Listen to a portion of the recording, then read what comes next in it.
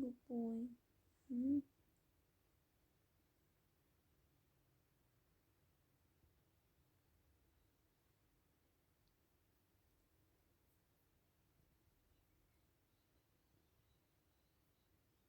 Oh, I love this boy. Oh my goodness. This is Clover, and he was rescued from a meat farm here in Sydney. And this was back in January, and he was only a baby. Hello, you gonna hop down? Are you gonna hop down? Oh, are you? Are you? He's a very big boy now, aren't you, sweetheart? Yes. Hopping around on the bed. And I just can't believe how lucky I am that he's come into my life and that I get to have this friendship with him. He's just such an amazing boy. And one thing I want to do, he'll always live in the house. So if we have the Hen Haven, he will be in our house with us, like Billy Bunny and Arabella as well.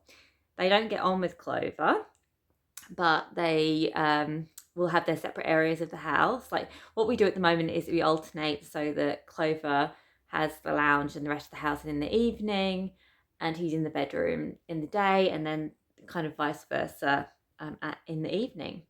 So one thing that would be good though is if we could have an area where Clover and the other bunnies would actually be able to go out and have a completely mosquito proof area for some of the day, so they could do their zoomies and have fun and eat some grass and stuff outside, but totally safely. Because whilst they have got their calicivirus vaccines, there are just these hideous diseases like myxomatosis and calicivirus that are released to kill wild rabbits.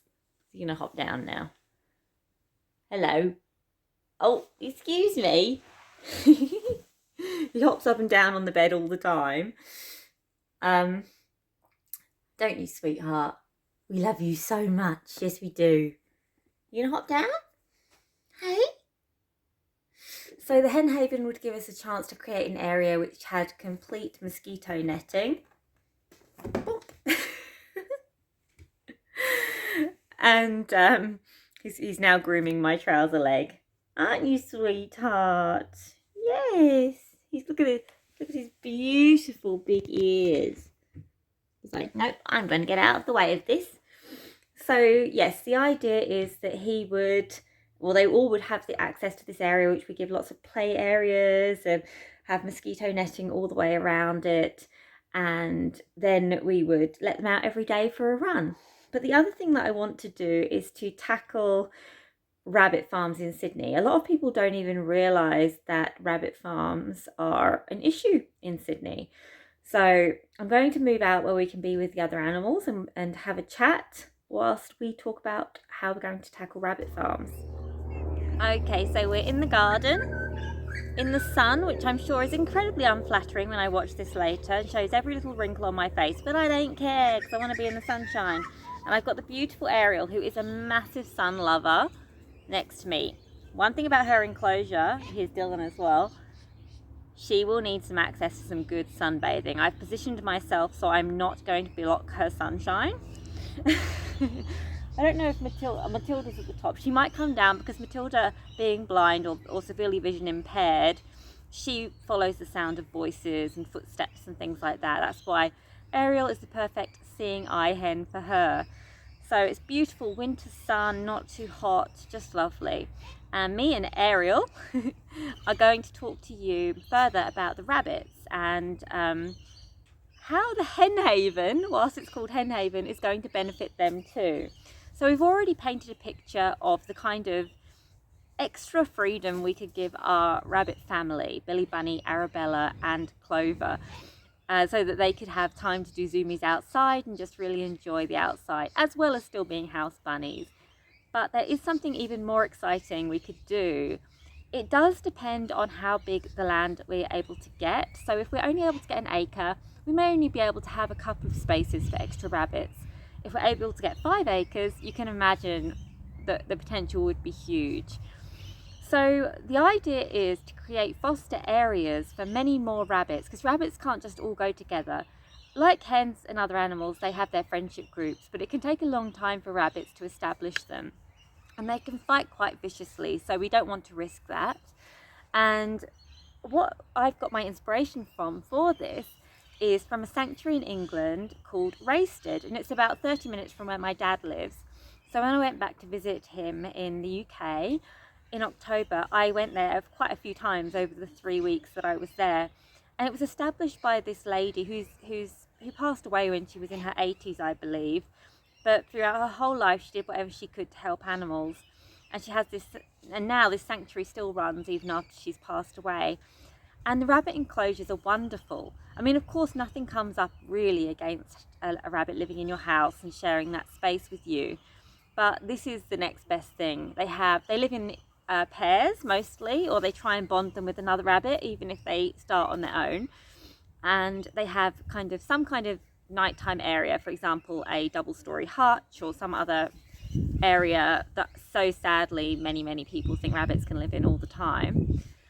And then they have like a patio kind of area where they have their food and water, and then it goes through to a tunnel, and then they have this outside area for them with the grass and all kinds of lovely plants. And as far as a fostering area for rabbits, it's just so well set up so that you could foster multiple rabbits and give them the space they need. Now, I would want to make sure that the whole thing was netted form as well as being completely predator proof, so very similar to what we've discussed for the chicken enclosures. I would want to make sure that it was mosquito netted as well, just so that we're not risking those awful man-made diseases that I can hardly believe people have purposefully developed to try and kill rabbits who admittedly are not native to Australia, but humans are the ones that have brought them here. Rabbits did not ask to come here, and they're just trying to survive. So that's another issue, that it shouldn't be released for wild rabbits anyway, but the animals that we rescue, they definitely need to be protected. So I'm going to use that for inspiration. And rabbits are incredibly neglected by most people that buy them from pet shops or on Gumtree or something. They are thought of a bit like guinea pigs, which are also false, and we'll get to that in another video, that they can be shoved in a hutch and that's it, and then maybe grabbed at by a child every now and again. It's the most boring life. It's very similar to caging a hen, really. They don't get to express any of their natural behaviours. You won't see their personality come out, although of course they're desperate to show it. And it's incredibly lonely and depressing for them, and they can live a long time. They can live about 12 years, so it's the most sad and depressing way to live. Well, almost the most sad and depressing way to live. As well as taking in rabbits from neglect and trying to educate about what we can do to make their lives better, there's also a big issue which I mentioned previously in Sydney, which is that we have rabbit meat farms. Who have I got behind me? Hi Dylan, the most gentle cat in the world. Oh, and who's coming? Frida's coming next to me, so you might see her in a minute. She's pecking at my trousers just out of shot. I've made the mistake again of being a bit too close to the camera. Let's see.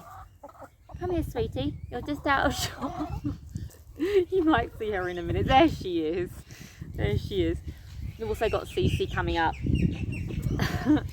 Okay, so rabbit farms in Sydney. I know it's hard to believe, and they're on the outskirts of Sydney, but they are here. And rabbit farms, because they want to have a lot of animals in a small space, like most farms, they are much like battery farms for hens, but they have rabbits in there. It's a terrifying life. The slaughter is terrifying. I believe most people don't even know that it happens in Sydney, and they probably don't pay attention to rabbit meat being sold because it's really quite a small group of people that do buy it. But I think that there's room for us to educate the public, to tackle some of the farms head on. There are often places where there's also eggs, or there's also chicken meat, or they're just abusing other animals as well. So there's room to tackle from multiple sides. But having the space is so important, because if we go in and let's say investigate a place, I am not going to be leaving behind animals that need help. Admittedly, they all need help, but if I make eye contact with someone or I touch someone, they're coming with me. Now, I can't do that right now because I just do not have anywhere to put them. I find foster carers very hard to come by that can give the rabbits what they need. So it could completely change things and could work in conjunction with education programs. I think it's very important, similar to our hatching program education thing, that children are taught from an early age what animals need when they're your companions, and always to be asking yourself, how can I make their lives better? I think that, like with chickens and how people generally don't respect them, I think the same can be said for rabbits. And I think that there's a place in the Hen Haven to help other animals as well, especially the ones that are already a member of our family. So I hope that that's going to be something that we will succeed in doing. And yeah, I hope you've enjoyed this video. If you have any thoughts about how to tackle the issues surrounding rabbits, I would be thrilled to hear them. And I will see you in tomorrow's video.